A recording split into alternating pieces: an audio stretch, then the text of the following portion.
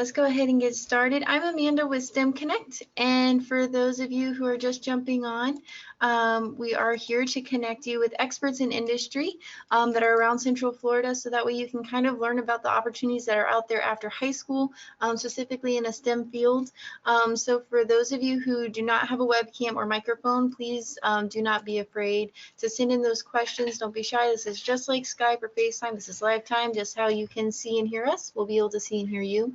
If you decide you would like to share your webcam, please use the raise your hand or send in a question just letting us know that you have a webcam, and we'll connect you immediately. But with that said, I'm going to pass it off to Jeff, and I'll be in the background in case there's any issues. Good morning, everybody. I'm actually not in Central Florida. I'm in South Florida today, but I'm really glad that I got an opportunity to have a chance to kind of tell you a little bit about my story. It's actually quite a long one. I started working in the construction industry when I was 15 years old. So that goes back way back to 1979. So I just celebrated on June 9th of this year, my 40th year in the construction industry. So my family is in the industry. So my brother, my dad, my grandfather, all of us started out as carpenters. And so I grew up pretty much knowing that I had a trade and I had an ability, and because my father taught me how to swing a hammer, I was capable of always having a job. And so I knew I would be able to go in an industry that I really enjoyed, and I loved building things since I was a little kid. And so the way this worked out, however, is I was a high school student that did reasonably well. I'm dyslexic, which means I have a kind of a little bit of a learning disability. I won't get too deep into that, but it kind of kept me from going to college immediately. And so I was already working. I was making $5 an hour, and I was loving what I was doing because I could get up early. I could go work out and get a tan and make money. And so, you know, as I went to graduated high school, I instantly knew that I was going to be in the construction industry. Now, I had no idea where I'd end up, and that was the end of the story. Is, you know, 40 years later, I'm here. But I grew up starting out as a laborer in the field. I loved to go to work. I went to work and worked hard, and, you know, got sweaty and dirty all day long. As time went by, I kind of gained additional skills and was able to go from a carpenter to an assistant superintendent, and then I was a superintendent on job sites in Central Florida. All this time working in a family business because my brother started the company that I went to work for. And I got the job because I had the right last name. I didn't get to keep it because of that. So I had to show up every day and work hard, and worked my way up through the company. And so give or take about 10 years into my career, I became a project manager, and I was very young. I'd gotten a lot of experience in those 10 years. And at 25 years old, I got my contractor's license, which was also a very young age to be able to do that. But I got my general contractor's license, and in 1988 and 89, I think it was. And then I started looking at other parts of the industry, knowing that it was now going to be my career. And I started looking at different parts of the company. The company was relatively young. In 1989, it was 15 years old. And so I decided I was going to go into marketing, and I started reading. Even though I had a reading disability, I learned how to read slower than most, but I went in and I started reading books about marketing. I started listening to books that started back out there, watching anything I could, and just becoming absorbed in what I liked, because I wanted to take this company from where it was to where maybe it could be, at least for some period of time. So I grew up in every part of the business. I learned how to do sales. I learned how to do marketing. I learned how to do estimating.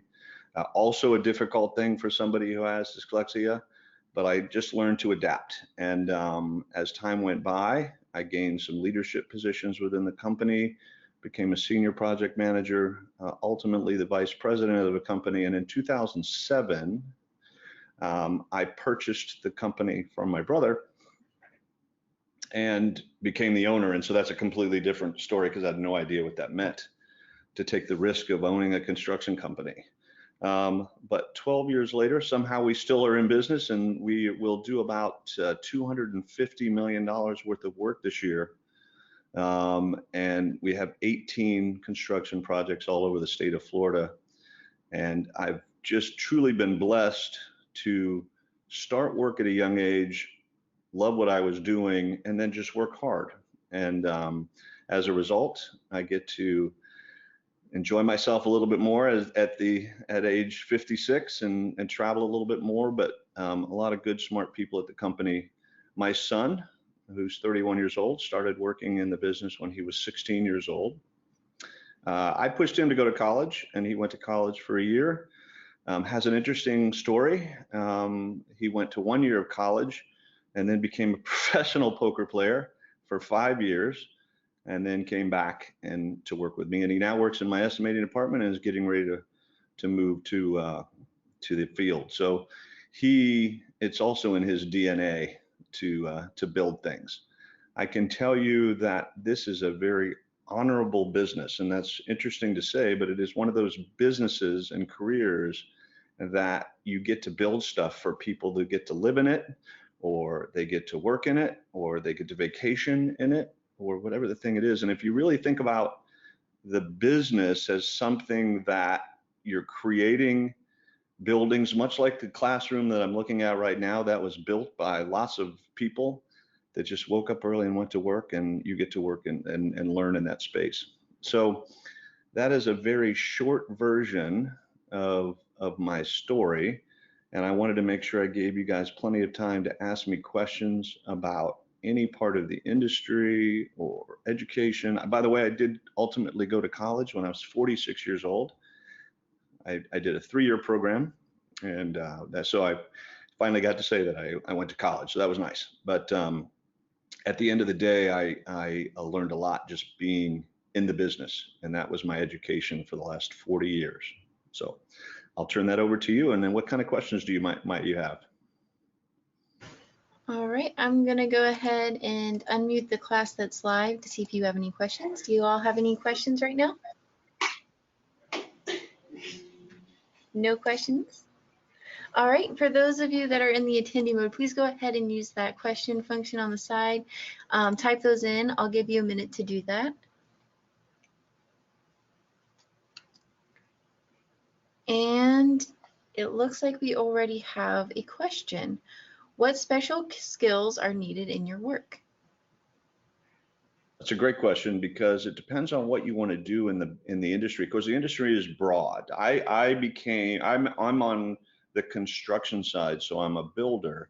But if you think of the industry with all of these skills that required to build something, you have architectural skills, which people can go and they learn how to draw, and they learn how to create a draw. I guess that's might what you did 40 years ago. Today it's all done on the computer, but the reality is there's architectural services, there's engineering services, electrical, mechanical, plumbing. There's all these things that go into it. But the skills, I think that the number one skill that you need, especially at a young age, you have to have a desire to want to work. And by the way, that's rare these days. I think you have to want to get up early, and you want to have a passion to learn. So if you were to take those 3 skill sets of passion and desire and need and want, and you would then gain the other skills that you need. What's interesting about this industry is it is one of the highest paying industries of all careers out there, with the exception of a few. And what I mean by that is, if you were to work hard and you could earn a great living. A superintendent, as an example, in my company makes $125,000 a year. Superintendent out on a job site in the field, waking up, going to work 5 and 6 days a week, makes $125,000 a year. And I have superintendents that make a lot more of that than that. So the industry pays really well. You just have to want to learn and want to get out there and work. And I think that's one of the things that happens as a young person. You know, you think, I have to wake up, I've got to go in the sun, or I've got to go to wherever I'm at. But if you didn't do that, what was your alternative? You go to school, by the way, which I think is a great thing to do, and you can learn all kinds of things. But if you didn't have the opportunity to go to school, and by the way, my economics and abilities didn't exist when I left high school to be able to go to college. So I went to work. And today I make a very good living. And I think if people understand that, you know, it's not a sprint, it's a marathon. You got to work hard, but after some period of time, you can make a good living.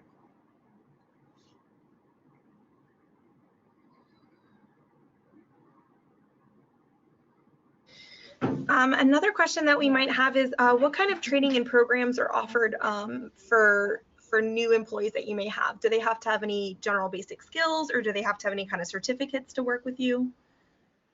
Yeah, so there's no certificates. What we do with somebody that enters the company either with a little bit of knowledge of the industry or none at all is the entry-level position is typically one in a safety role.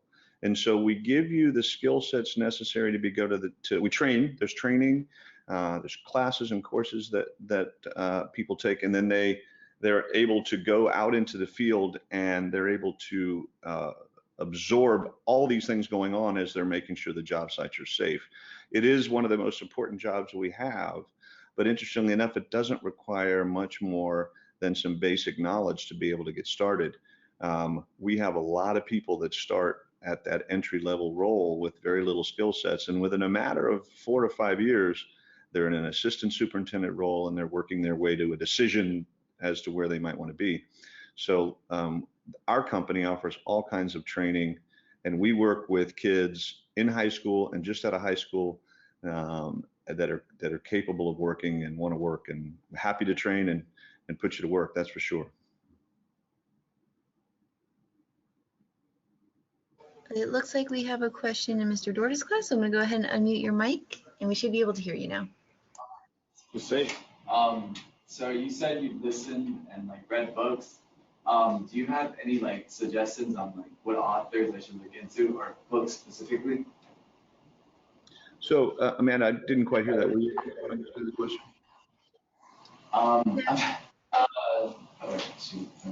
Yeah, so his question is about like the books. You mentioned you read books. So yes. Do you have any recommendations on any good books that could maybe motivate or influence some of them to push forward? That's an excellent question. So I was somebody that loved motivational books, and so I would look for like Stephen Covey, and I would look, even Tony Robbins I was a fan of the Tony Robbins books that he had. And then I loved reading books about negotiation. So you can go online and find any things. And by the way, those, even if you chose not to be in the industry that I'm in, if you wanted to have a skill set in life, negotiation is one of those. Whether you're trying to negotiate with your parents or you're negotiating with anyone, the reality is if you learn the skill set of negotiation, which I read a countless number of books and took classes and courses on that, because it is one of those things we use every single day in our lives. So on a motivational side, you can look for any number of people. And now, you know, in today's world, it's as easy as going and looking at TED Talks on motivation or any of the things that are available online. So strongly recommend that you just grab what gets your attention. I was connected with motivational books because I loved the idea of a positive attitude, and even in situations that were difficult, being able to be calm, and there's a saying that I live by all the time. And I got it out of a movie, by the way, and it's a saying that says if you can control a situation, there's nothing to worry about, and if you cannot control a situation, there's nothing to worry about. And so I live by that as I go into situations. If I have an ability to manage it and influence it, I'm fine, and if I don't, I'm also fine. Awesome. I think we have another question coming in. And what do you think the future of the industry will look like in about like 10 to 15 years? That's some great questions. So there is a lot of automation going on right now, and there's a lot of people that are focused on trying to be efficient in building things. And so I happen to be in South Florida in Miami today, and you look around here, and of course there's lots of different construction types, and most of those are based on trying to protect these buildings from strong winds like hurricanes, et cetera. But the technology that exists in the industry, both on the physical side, which is the construction of sticks and bricks, and then some of the technology that exists in the ways we're communicating and the ways we're documenting. I think our industry, like any industry, is going to be faced a little bit more on how automation and technical skills can be implemented within our business so that buildings can be built more efficiently, safer, and certainly more cost effective. So I think the industry will gradually change. At the end of the day, we're still building sticks and bricks. We're still putting things together, many ways like we always did. But I think technology will add to that over the next time. We are catching up. The construction industry is playing catch up from a technology standpoint. Do you get paid based on project or set salary? So as a builder, I will give a price to a client, like a hotel, for example. I will tell them that hotel cost $5 million, and I have a fixed contract, and that's what I'm going to get paid. And within there, I have a requirement to hopefully make some money. Now, the people that work on that project for me will get paid a salary. And so they get paid, the superintendents, the assistant superintendents, the project managers, et cetera, they get a salary. Now, as the general contractor and the business owner, I get paid for if the company makes money. I don't get paid otherwise. What is it like, what are the 5 most important activities in your day? 5 more important activities. Well, for me, so I'll give you my personal activities because they're different. Everybody's different. But my morning usually starts with trying to wake up and not grabbing my phone and not getting connected too early, and just kind of starting the day with the idea of imagining what it would be like. And every day for me is a new day. I don't worry about what happened yesterday. I don't. You cannot go back in time. And yes, I have to learn from it. But the reality is I start my days being ready for the day and looking and imagining what it will be like. And then I have to get connected. And the connection starts very early in the day with checking what might be on my schedule, and then connecting with my staff that I get to connect with on a regular basis. I actually consider myself more of a firefighter during the day than I do a business owner sometimes, because of my skill set and my time in the business. Most people will come to me with their issues and the problems, and I'll be able to focus on that. So I do not eat until noon every day most of the time. I might snack a little bit, but personally, I get started, I grab my coffee and I go to work. I spend the first part of the day making sure that the day is ready, and I spend the next part of the day trying to make sure that the business is ready. And so the way that a business owner like myself would focus on, you have what's called in the business activities, which is building things and making sure that the staff is ready, and we got to hire and deal with things like that. And then later in the day, it's the on the business. So we are like any other company where we're trying to make good decisions as a company. We have direction. We got to look forward to what the next 6, 8, 12 months might be. So I focus on construction stuff and people in the morning, and in the afternoon, it's about how I'm going to manage this business. And at my age, believe it or not, I'm looking at what it means for somebody actually to take my role. So within 10 years, I will no longer be an owner of this company. I will no longer be the president of this company. And that's an interesting thing to think about.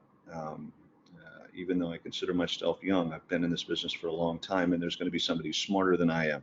So I spend my day that way. And then when the end of the day comes and I get in my truck and I'm on my way home, I try to just let it go and get home and spend my day with my family or my friends or my dog. What was the biggest project that you've ever done? Biggest project that we've ever done. So we are a builder in Central Florida. We do a lot of hospitality projects. So that includes hotels and timeshares and vacation resorts, et cetera. So if I was to quantify the biggest project we've ever done, when I went to work way back on a project in 1980, 81, it was called Orange Lake Country Club. and it's a resort out by Disney. And if I was to quantify it, a big project, we today still work at Orange Lake Country Club. We've built over 2,000 units for them there, and that client is our longest standing client. We are working for them all over the country, in Texas and in Tennessee and Wisconsin and Vegas. And so collectively, that particular client and project out on 192 near Disney is our biggest. We have done projects that in total $200 million just for one project. And it sounds like a lot of money, but like any job and any task, you just start somewhere and start chunking it down. So size is interesting. I prefer small projects, believe it or not. I prefer the projects that are renovation type projects where you can go in and repurpose something and renovate it, less risk and more margins and more fun sometimes. So what was your favorite project? My favorite project is an easy answer, and we do it every single year. We build a home called For Home at Last, and it's the only single family homes the company builds, and they are built for an injured veteran that came from the Middle East war that might have an injury. He's committed to a wheelchair, or he's blind, or it could be any number of things that may have occurred, and we build that home mortgage free. So he gets to move in, has no mortgage. It's our favorite project to build, and our community service is as important to us as anything else we do. So those projects are fantastic. And then, so that's always my easy answer when we say, because when we design it and build it, and then that family gets to move in, it's the best moment of our day and our year. And we've done 8 of those over the last 8 years. We've also built some fun things like an indoor surfing facility out near Disney, where you can go and grab your surfboard and the wave is simulated and you get to hop on it and build it. So that's kind of fun. We built some lazy river projects. So there are those kinds of projects that are fun to build as well, and those are unique. Is your company only based in Florida, or are you national? So our office is in Orlando, and we have a corporate office there. We have worked and have remote offices in Las Vegas, Nevada, because it's a big timeshare part of the world.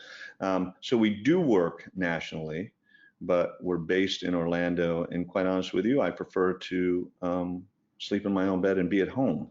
So even though the travel sounds fun and it's nice, the reality is we do our best work when we get to sleep and in our own beds and wake up and go to work here. So. And it looks like we have a question again in Mr. Dorda's class, so I'm going to go ahead and unmute your mic, and we should be able to hear you now. What was the hardest thing you ever built in your whole career? Was the question, what was the highest thing? Hardest project. Oh, wow. Gosh, I think I'm building 5 of them right now.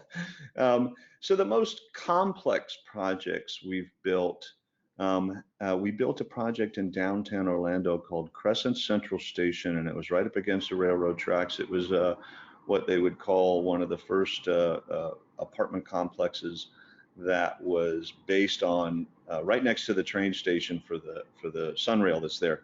And there were so many different construction types. It included concrete and wood and steel and precast work. And it probably was one of the more complex projects to figure out a way to build, even though when you look at it now, it's really doesn't look like it would be. Complexity is interesting because it's not about size, it's not about sometimes location. It is about how many different materials we're trying to work with in order to create the building. We have a lot of very difficult projects where because of the market today, there's not a lot of people to build them. So there are projects that are complex just because it's hard to find workers.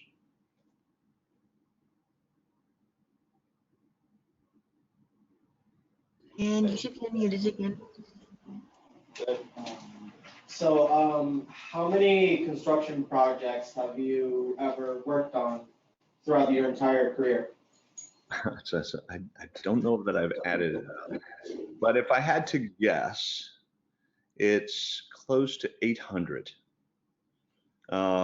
Because we each year, the company builds about 15 to 20 ground up projects, and then about the same amount of renovation projects. So give or take, currently right now, we have 30 projects under construction. And so even though we haven't done 30 or 40 projects every year in my 40-year history, I would have to say that I've worked on approximately 800 projects. And now that you've asked that question, I'm going to go find exactly how many that is, and I'm going to put that on my resume. So. We have another question, so I'm going to go ahead and unmute you guys again. There you go. Yeah. So like what happened if how you call it, a project gets like damaged by like the storm or something like that? Like, what happens? I apologize, I couldn't hear you very well. That's just me. So what happens if a project gets damaged by like a storm or like a hurricane, something like that? Like you have to pay for it, or like the same person who paid for it has to pay it back? Amanda, did you hear that question? I'm sorry.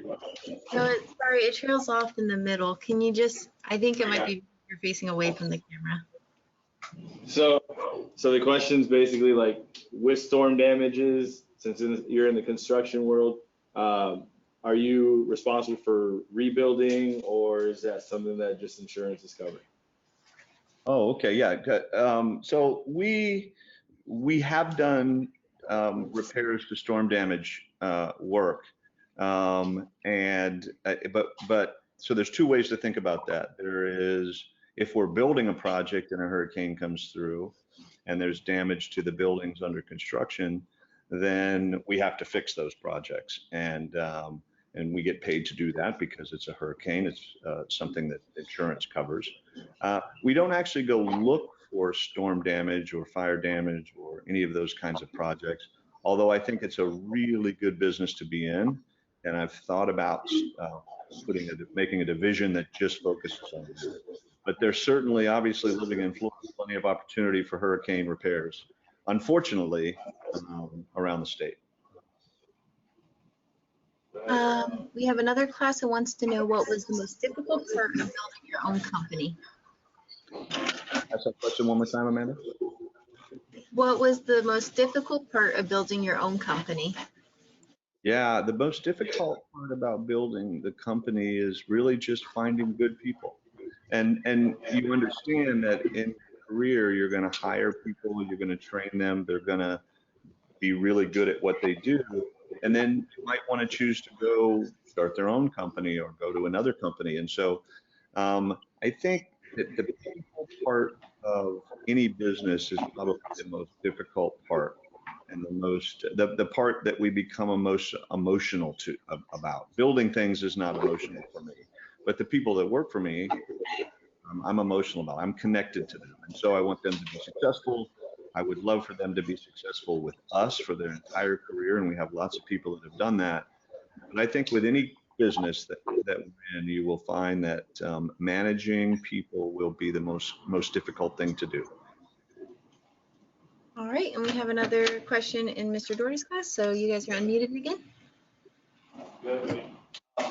If there ever was like a struggle in your business, how did you overcome that? And one more time. If there ever was a struggle in your business, how did you overcome that? Okay, so I think the question is, if there was ever a struggle in my business, how would I overcome that? Well, the first thing that I realize is whether or not the struggle is one that includes people or not. If it does, then I'm going to approach the issue differently. The struggles, as I mentioned in my saying about worrying about things, are going to happen every single day. It's what we call living. It's what we do every day. We struggle in whether it be a personal issue, a physical issue, mental issues, business issues. We're going to have them every single day. Some are bigger than others. And so the approach to those is one of what, in my case, it's more a logical approach. What's the issue? How do we manage the problem? We're not attacking people in that process. We're going, how do we solve an issue and how do we solve a problem? So each day, and I have plenty of those struggles each day. It's really about solving the problem and getting to the solution. We can always go learn from that, and we look back, but I think that if you approach a problem and a struggle with everybody in the situation looking for a solution, we get there quicker. Where we're not arguing, we're not pointing fingers, we're not trying to determine who's who. So. Right, it looks like we have some classes who are having to leave. Oh, there was another question. How has technology changed the game for your company? Is there a learning curve? And this will be the last question. No worries at all. If I had to say it for personally, it's the fact that I can sit, 300 miles away from my office, and I can communicate with anyone in my company, just like we're doing now. I have the ability to hop on to our computers and be able to look face to face. I think the personal connection of trying to work with people is the most important thing for us to do, and therefore having that ability to stand in front of somebody is important. But if you can't do that, being able to talk to them face to face and using technology to communicate, and that could be text message or emails or anything else. But I'm a firm believer that if I can look at you, we can solve a problem faster instead of trying to figure out what you might be trying to say in other means. Awesome. That's actually as much time as we have because we have another session shortly. But thank you so much for your time today and your expertise. And I hope all the classes enjoyed. And thank you for your time. And I'll see you all shortly. Thank you, everybody. I appreciate it.